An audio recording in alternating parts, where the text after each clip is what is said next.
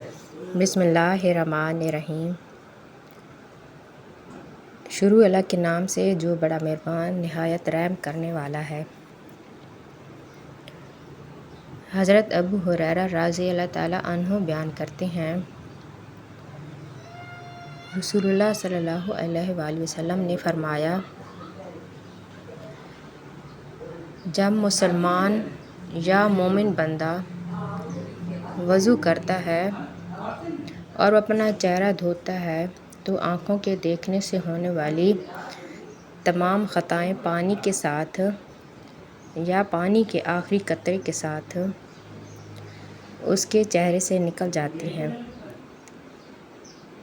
پس جب وہ اپنے ہاتھ دھوتا ہے تو اس کے ہاتھوں سے جو خطائیں سرزاد ہوتی ہیں وہ پانی کے ساتھ یا پانی کے آخری قطرے کے ساتھ اس کے ہاتھوں سے نکل جاتی ہیں۔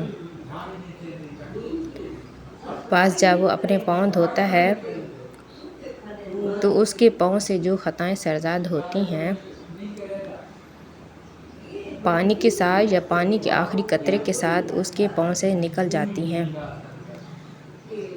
حتیٰ کہ وہ گناہوں سے پاک صاف ہو جاتا ہے۔